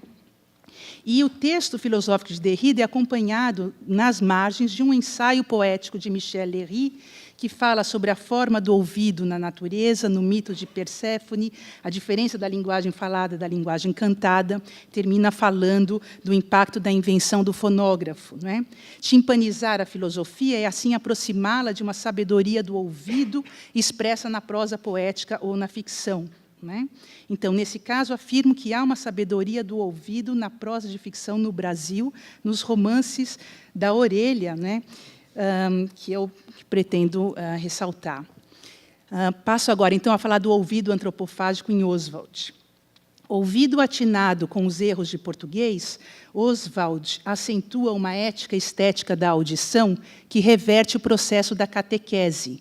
Diz ele em Mensagem ao Antropófago Desconhecido, escrito em 1946. O homem europeu falou demais. É preciso ouvir o homem nu. Em uma de suas crônicas, parte da série, não por acaso intitulada Telefonema, Oswald acentua a relação da boca antropofágica com a escuta. Ele diz: o movimento aqui em São Paulo, desenvolvido com o nome de antropofagia, nunca excluiu as conquistas técnicas da civilização, nem os sonhos do momento social, mas fazia escutar a voz bárbara dos trópicos. Ou seja, nos termos modernos da narrativa de ficção, trata-se de barbarizar a escrita e romper com o emudecimento crescente da voz índia, sertanejas e outras, não é? Contestando a estética realista e naturalista como cópia submissa do que vem de fora, Oswald propõe, então, uma mimesis baseada na audição como uma contribuição de sua filosofia antropofágica que é preciso compreender melhor e analisar. Ao lado do princípio filosófico ameríndio brasílico, to be or not to be, there is the question, baseado nessa recriação sonora do verso de Shakespeare, outra passagem do Manifesto Antropófago confirma a importância crucial do universo sonoro-auditivo para Oswald, quando ele enuncia: só podemos atender ao mundo orecular. Juntando nessa palavra, talvez que tenha saído assim até por erro tipográfico, os termos oracular e auricular, não é? O oráculo e o aurículo, né? E eu agradeço essa lembrança a um colega de Stanford, que é o professor Roland Green, que tem um texto que eu espero um dia seja traduzido ao português, que se chama The Love of Pau Brasil, não é? E que faz toda enfim, do momento colonial até a poesia concreta, toda uma reflexão muito interessante, né? Passo agora a um tópico ainda voltado para Oswald, que é o H da questão. Em 1926, no primeiro prefácio a Serafim Ponte Grande, né, chamado Objeto e Fim da Presente Obra, publicado na Revista do Brasil, Oswald anuncia, no seu modo aforismático, um procedimento-chave na narrativa de ficção. Diz ele: a gente escreve o que ouve, nunca o que ouve. Né? A gente escreve o que ouve, de ouvir, nunca o que ouve, no sentido daquilo que ocorreu. Né? Para perceber a jocosidade da frase, é preciso lê-la por escrito, pois o som é o mesmo, ouve, ouve, não é? Mas os verbos são distintos, ouvir e haver. No caso, uma mesma pronúncia remete na leitura a dois significados distintos, em um procedimento semelhante ao que será utilizado tantas vezes por Derrida, né, que cria os termos animaux, différence, etc.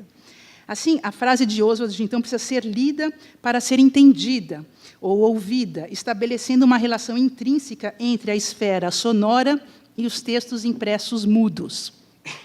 Há pouco descobri que a frase de Oswald é 2 anos anterior à carta que Fernando Pessoa escreve para Adolfo Casais Monteiro, falando sobre a gênese dos heterônimos. Pessoa diz assim: ouvi, dentro de mim, as discussões e as divergências de critérios, e em tudo isto me parece que fui eu, criador de tudo, o menos que ali houve.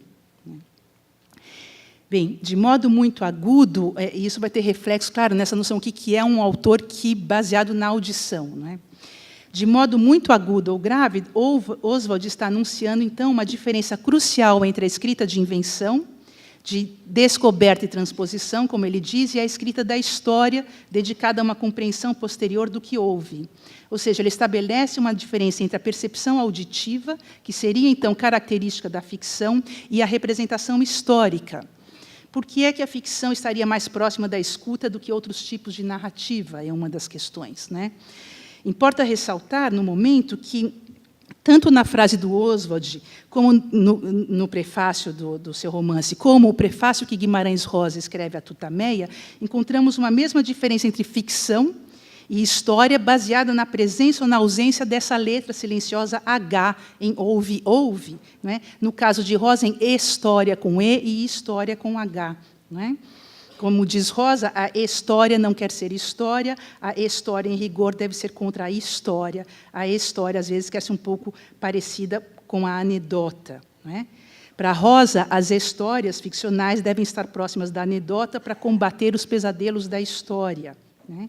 Essa frase também era um modo dele rebater as críticas sobre sua obra não ser suficientemente politicamente engajada, ao sugerir que, para a prosa de ficção, alterar as relações políticas e sociais entre a população rural e o cidadão letrado e urbano, seria necessário não apenas a representação literária como cópia de narrativas históricas, mas seria preciso alterar as políticas de enunciação. Como Rosa disse em entrevista, somente renovando a língua pode-se renovar o mundo. De modo semelhante, escreve Clarice Lispector, autora, inclusive, de um livro chamado Um Sopro de Vida, Pulsações, né? Ela escreve, em A Hora da Estrela: vai ser difícil escrever esta história. Os fatos são sonoros, mas entre os fatos há um sussurro. É o sussurro que me impressiona. Como pode o sussurro ser escrito, se não pela criação ficcional, isto é, se não através de um texto que busca imprimir rítmica e onomatopoeticamente o que está atrás do pensamento, título também de Água Viva, não é? Ou o que está aquém ou além da linguagem, como as sensações, pulsações, reverberações e timbres, lembrando também, claro, o vínculo da escuta e do ouvido com a psicanálise e com o acesso ao inconsciente, né? Então, eu sugiro que, para uma história aural da literatura brasileira, é também fundamental, penso, recuperar e repensar o matriarcado segundo a proposta oswaldiana, não é? E sugiro, então, o termo ouvidos nativos, que remeteria tanto aos ameríndios, não é? Mas também à audição como o primeiro sentido vinculado à gestação, ao corpo materno e ao momento pré-verbal. O ouvido tem a ver com o ambiente amniótico, o primeiro ambiente em que a vida está se gestando, não é? Como explica David Tup, 4 meses e meio após a gestação, nós começamos a ouvir o feto, não é? Esse é o primeiro de nossos sentidos a funcionar. A audição domina a vida amniótica, embora após o nascimento sua importância seja suplantada pela visão. Assim, também, no primeiro volume de sua trilogia Esferas, Peter Sloterdijk debruça-se sobre a intimidade da experiência acústica que precede a separação do eu e do outro e corresponde às microesferas do que ele denomina o interior da mãe absoluta, a placenta dual e o espaço ressoante da voz materna. Assim, penso que a escrita de ouvido necessariamente envolve um pensamento sobre a ficção como um campo de audição próximo dessa esfera do corpo materno, né? Gostaria também de reter o fato de que voz e corpo, no caso, se confunde também com o símbolo da mãe natureza, né? Também como o lugar em que uma escrita de ouvido encontra o seu lugar. Sloterdijk, ele sugere, não é, quer dizer, ele faz uma espécie de arqueologia desse momento pré-nascimento, através da questão do fluxo sanguíneo, né, e da audição e também da respiração. E sugere que, então, aí não haveria justamente uma relação sujeito-objeto, mas um não-objeto. Né? E ele questiona, nesse ponto, a psicanálise pelo fato de que a psicanálise não teria, né, abordado esse momento pré-nascimento. Né? Ele diz quase como se houvesse um complô contra o não-nascido, relegado a não ser pensado como parte do ciclo vital. Né? Aqui aproveito, então, para entrar em Clarice. Há um termo que vem sendo sugerido pela Gayatri Spivak, que é a de pensar não literatura mundial, mas literatura planetária. Né? E eu acho que, no caso da Clarice, a gente também pode pensar no caso de uma literatura placentária, né? O ciclo vital como novela de formação a partir do óvulo ou do ovo. Né? Por exemplo, como ela diz nessa frase belíssima, minha noite vasta passa-se no primário de uma latência. A mão pousa na terra e escuta quente um coração a pulsar. Passo agora, então, a Clarice, não é? A poética do eco, de acordo com Clarice Lispector. O livro de Clarice, ou os livros de Clarice, em minha leitura, são escritos por eco. Não é? Assim como na narrativa de Ovídio, a ninfa Eco perde sua forma corporal e se transforma em pura reverberação, a narradora protagonista de A Paixão segundo GH perde a sua montagem humana, depois de entrar no vibrante quarto caverna de sua ex-empregada. Nesse quarto, descrito como um estômago vazio, uma transformação inumana tem lugar através da ingestão de uma matéria viva e da escuta de vibrações mudas. A Paixão segundo GH é uma narrativa sobre uma transformação, na verdade, sobre várias transformações, tanto espaço-temporais como formais. É a narrativa de uma metamorfose que ocorre a partir de um encontro inédito que se dá no quarto de fundo do apartamento da protagonista e narradora. Diz ela, é uma metamorfose em que perco tudo o que eu tinha, e o que eu tinha era eu. Só tenho o que eu sou e agora o que sou. Em GH, uma das metamorfoses que ocorrem é a da borboleta, a crisálida, mas é uma metamorfose inversa. É a retransformação da borboleta em larva. É uma involução, é um retorno ao momento anterior da transformação primeira, como se fosse possível um retorno ao ventre, o que não deixa de ser uma imagem atrelada ao quarto, que atua como um ventre e como uma câmara de ecos. Né? Essa involução de humana dotada de linguagem a inumana, não humana, mas antenada com a vibração e o silêncio. A crisálida que revira a larva é uma forma que tanto renasce como remorre, para lembrar o poema do Haroldo, assim como a personagem mulher chamada GH desvira, perde sua montagem humana ao ver, ouvir e comer a barata, que de ser abjeto passa a ser como uma espécie de hóstia de infernal a divino. Ora, a linguagem verbal articulada é justamente aquilo que se perde quando se perde a forma humana, a sua montagem. E a narradora diz explicitamente, Ontem, no entanto, perdi durante horas e horas a minha montagem humana. Agora, ela diz, para não ficar indelimitada, ela precisa narrar o que aconteceu. Mas como narrar com palavras o fato dela ter perdido as palavras a partir do momento em que ela se inumanizou, não é? Então, menos do que um autor, a sua narração vai agir como uma tradutora de uma linguagem que ela não entende. Então, diz assim: precisarei, com esforço, traduzir sinais de telégrafo, traduzir o desconhecido para uma língua que desconheço e sem sequer entender para que valem os sinais. Falarei nessa linguagem sonâmbula que, se eu estivesse acordada, não seria linguagem, até criar a verdade do que me aconteceu. Será mais um grafismo que uma escrita, pois tenho mais uma reprodução do que uma expressão. Para fazer esse material falar por si só, então, o autor precisa agir como um transmissor de sinais, não como a origem da fala, mas como seu receptor. Ainda diz o texto, né? Os sinais de telégrafo, o mundo eriçado de antenas e eu captando o sinal. Só poderei fazer a transcrição fonética. Há 3.000 anos desvairei-me e o que restam foram fragmentos fonéticos de mim. Estou mais cega do que antes. Né? Quem é a figura cuja fala é mais uma reprodução, quase como uma antena, não é um ouvido que acolhe tudo, do que eco. Né? Eu vou relembrar o mito daqui a pouco. Além disso, quer dizer, o livro todo está organizado, se vocês se lembrarem bem, de acordo com uma estrutura em eco. Ou seja, as últimas palavras de cada capítulo são as primeiras palavras do capítulo seguinte, uma estrutura que se repete no livro inteiro, criando um canal de transmissão, uma espécie de eterno retorno. Então, o primeiro capítulo, não é, termina assim: é que um mundo todo vivo tem a força de um inferno. O capítulo seguinte é que um mundo todo vivo tem a força de um inferno. E os capítulos seguintes vão continuar do mesmo modo. Por exemplo, terei toda a aparência de quem falhou e só saberei se foi a falha necessária. Próximo, só eu saberei se foi a falha necessária. Não é?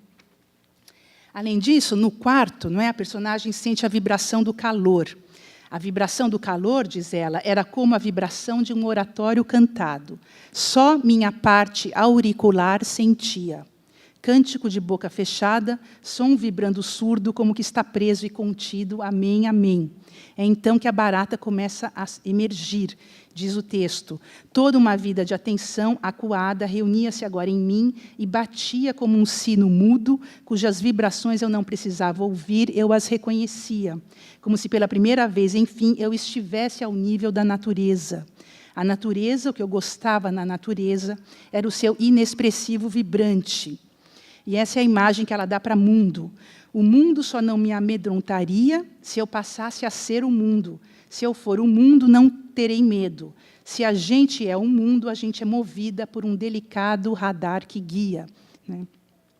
E é assim também o modo como ela se refere a Deus. Mas agora eu entendia que não vendera a minha alma ao demônio, mas muito mais perigosamente a Deus, que me deixara ver, pois ele sabia que eu não saberia ver o que visse.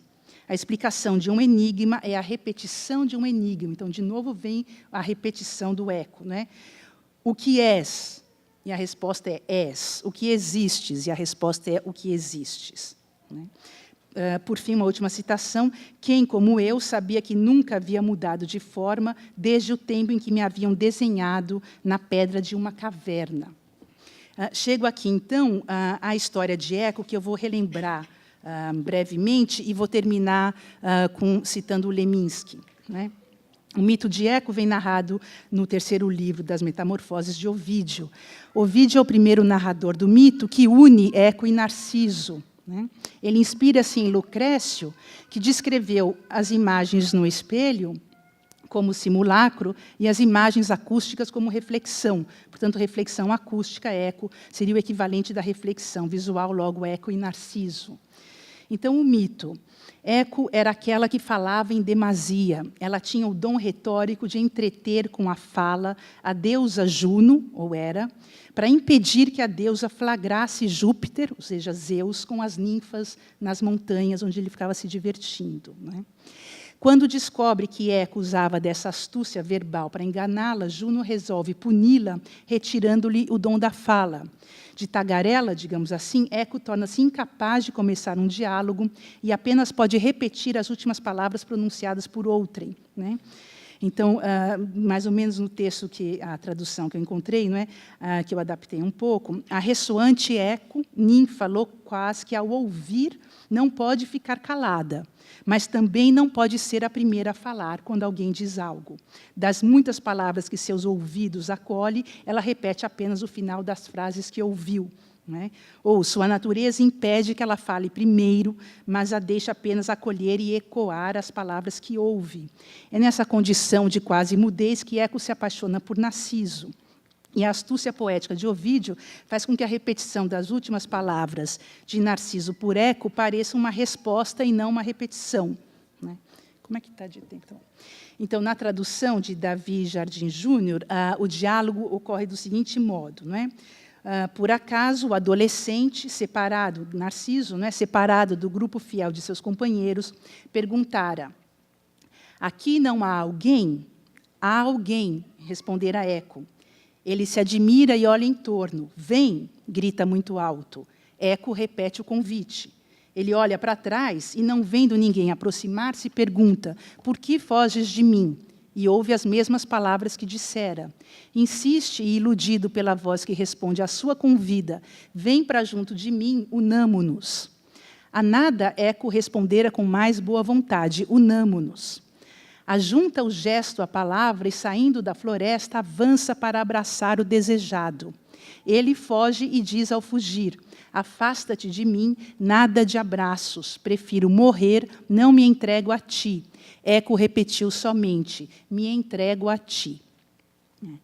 Após ser rejeitada por Narciso, Eco irá perder a sua forma humana e tornar-se pedra e voz. Diz o texto: desdenhada, esconde-se na floresta e protege com flores o rosto corado de vergonha, e desde então vive naquelas grutas isoladas, não é? Ela vai perdendo o seu corpo, né, se evapora, o seu corpo se evapora, sobrevivem, no entanto, a voz e os ossos. A voz persiste, os ossos, dizem, assumiram o aspecto de pedra.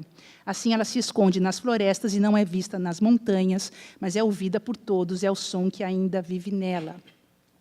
Quanto a Narciso, aqui vem uma imagem que eu acho que Eduardo certamente vai reconhecer, não é? Quanto a Narciso é dito o seguinte: enquanto bebe, arrebatado pela imagem de sua beleza que vê, apaixona-se por um reflexo sem substância, toma por corpo que não passa de uma sombra, fica estático diante de si mesmo, imóvel, o rosto parado, como se fosse uma estátua de mármore. Então, esse é o mito, né? E se a gente pensar agora no eco como um fenômeno acústico, né, a descrição, para o eco ocorrer, é preciso uma diferença temporal de alguns segundos e uma distância espacial, é preciso um mínimo de 17 metros entre a emissão e o obstáculo, né? Então, o eco é uma repetição com diferença porque ocorre alguns segundos depois, né? Vem depois temporalmente, e é segundo. Daí também as conotações com uma posição, digamos, subalterna, né, que interessa para pensar uma literatura, né, que vem depois, ou os termos da arte pós-colonial, que foi tradicionalmente descrita como imitadora dos centros, posterior, atrasada, etc. Não é? De outro lado, a distância espacial colabora com a ideia de que o eco é um fenômeno que se expande no fora, no mundo. Por isso, também uma intensa relação do eco sonoro com o eco oikos, de casa e de ecologia, não é? Com a ideia de que a natureza fala de volta. Não é? Para Thoreau, o eco é original e não mera repetição. É uma imagem bastante bonita. A vibração dos sons no sino, diz ele, movimenta o ar que move as folhas, fazendo com que os sons da floresta reverberem. O eco permite, então, ouvir o que, de outro modo, não se escutaria. Portanto, o eco é hábil original e não derivativo, né? Então, concluindo, em termos literários, uma poética do eco precisa, então, repensar justamente a noção de autoria, positivando esta secundariedade desse eco que sai da identidade, digamos assim, narcísica, de uma busca autocentrada e unitária, para essa capacidade ressoante, receptiva, fundada numa audição, quase como num ouvido que fala, quase como um ouvido falante. Então, no caso da autoria, quem ecoa é sempre segundo e posterior em relação a quem enuncia. Uma autoria em eco seria quase uma contradição. Nesse sentido, pode-se dizer que uma autoria em eco seria mais semelhante a uma cantoria. Termino, então, com um insight literário poético de Paulo Leminski. Lembrando que a ninfa eco é transformada em voz e em pedra, ele sugere que é um eco, se não a transformação de uma voz em pedra, no eternamente idêntico a si mesmo, como fazem as letras do alfabeto. Ao virar pedra, eco, voz que reverbera, vira letra, escritura, texto marcado em um suporte fixo, inscrição. Portanto, a proposta de uma escrita de ouvido, de uma poética do eco, começa justamente por indagar como pensar a relação entre voz, reverberação, ressonância, vibração e textos de ficção. Escrito entre 86 e 87, o texto de Leminski, um ensaio poético ficcional sobre as metamorfoses de Ovídio, foi publicado póstumamente em 1994. Os editores, Alice Ruiz e Regis Bonvicino, intitularam o texto segundo um dos poemas concretos de Leminski, o poema chamado Metaformose. Contrariando a ideia de que a pedra-letra seria eternamente idêntica a si mesma, o poema mostra, na letra, a mudança inconstante de tudo em outra coisa. Quer dizer, o poema, eu não tenho aqui, mas ele é a transformação da palavra metamorfose. Se assemelha quase a uma pedra filosofal, até a uma pedra funerária, a fixar uma poética que tem, na transformação, a sua origem em destinação. Lembro ainda que o poema de Leminski foi publicado na Revista dos Concretos, chamada Invenção, em 4 de dezembro de 64, no mesmo ano que o livro de Lispector, A Paixão segundo GH, foi publicado. E que ano, e que ano. Em seu livro, Leminski reconta e condensa, então, em poucas páginas, centenas de transformações que ocorrem nos 15 livros do livro de Ovídio. E o texto é escrito sob o ponto de vista de Narciso, que, mirando o lago, no qual ele se mira, ali naquele lago ecoam as muitas histórias do livro. Cito uma passagem: não há ser, tudo é mudança, ecos, revérberos, câmbios perpétuos. E termino, então, com a referência à noção de ecolalia que aparece no texto do Viveiro sobre os Araueté, nesse espírito do inimigo que sopra no ouvido do matador o canto da cerimônia, que produz uma ecolalia, uma enunciação plural, a ponto de não se saber quem é que está falando naquele poema. Portanto, se o perspectivismo é definido como um ponto de vista do outro, baseado numa imagem, metáfora visual, também é um eco e uma escuta, também é um ponto de escuta, instaurando uma ética dessa cosmopoética e dessa cosmopolítica. Obrigada.